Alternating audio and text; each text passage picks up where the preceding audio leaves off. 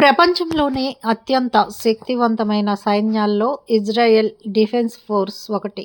చుట్టూ శత్రు దేశాలు ఉన్నప్పటికీ ఇజ్రాయెల్ తనను తాను రక్షించుకోగలుగుతోంది అంటే దానికి కారణం వారి పటిష్టమైన సైనిక వ్యవస్థ. అయితే ఇటీవలి కాలంలో ఇజ్రాయెల్ సైన్యం వార్తల్లో నిలవడానికి ఆయుధాల కంటే అక్కడి మహిళా సైనికుల ఫోటోలే ప్రధాన కారణమని చెప్పాలి.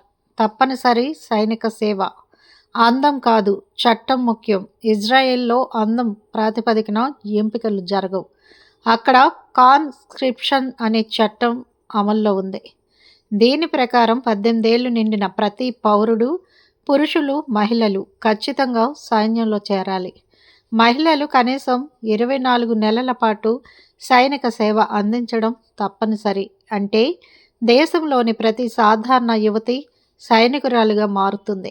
వీరు మన చుట్టూ ఉండే సామాన్యులే తప్ప ప్రత్యేకంగా ఎంపిక చేసిన మోడల్స్ కాదు. ఫిట్నెస్ తెచ్చే ఆకర్షణ. సైన్యంలో చేరిన తర్వాత యువతులకు కఠినమైన శిక్షణ ఉంటుంది.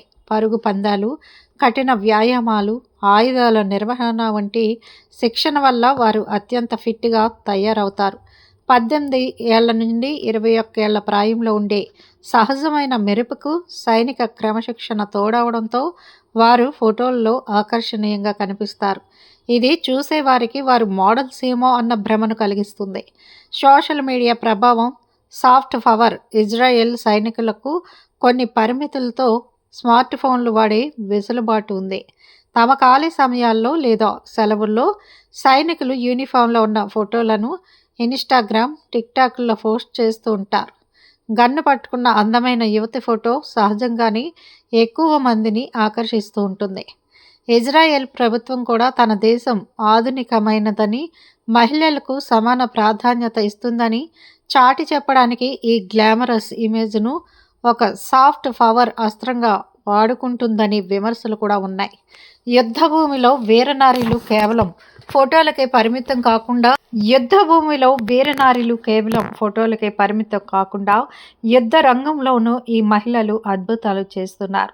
యుద్ధ విమానాలు నడపటం, ట్యాంక్ కమాండర్లుగా పనిచేయడం, ఇంటెలిజెన్స్ విభాగాల్లో మహిళలు కీలక పాత్రని పోషిస్తున్నారు.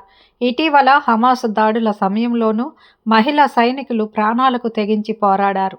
కొందరు బందీలుగా చిక్కినప్పటికీ వారి ధైర్యం ప్రపంచాన్ని ఆశ్చర్యపరిచింది. మహిళా సైనికుల అందాన్ని ప్రచారానికి వాడుకోవడంపై మానవ హక్కుల కార్యకర్తలు మండిపడుతున్నారు. యుద్ధం అనేది రక్తపాతం, చావులతో కూడుకున్న కఠిన వాస్తవం అని, ఇలాంటి ఫోటోల ద్వారా యుద్ధాన్ని గ్లోరిఫై చేయడం సరికాదని వారు వాదిస్తున్నారు. పాలస్తీనా అంశంపై ప్రపంచ దృష్టిని మళ్లించడానికి ఇదొక PR స్టంట్ అని కొందరి అభిప్రాయం. మొత్తానికి ఇజ్రాయెల్ ఆర్మీలో అందగత్తెలన్నీ ఎంపిక చేస్తారనేది కేవలం ఒక అపోహ మాత్రమే. అక్కడ ప్రతి యువతి సైనికురాలే. వారు శారీరక శ్రమతో సంపాదించుకున్న ఫిట్నెస్, ఆధునిక సోషల్ మీడియా ధోరణులు కలిసి వారిని గ్లామరస్గా చూపిస్తున్నాయి. ఆ యూనిఫామ్ వెనుక ఉన్నది కేవలం అందం మాత్రమే కాదు, అంకిత భావం, దేశభక్తి అని గుర్తించాలి. మా వీడియోస్ మీకు నచ్చినట్లయితే లైక్ చేయండి, షేర్ చేయండి, ప్లీజ్ సబ్స్క్రైబ్ చేయండి.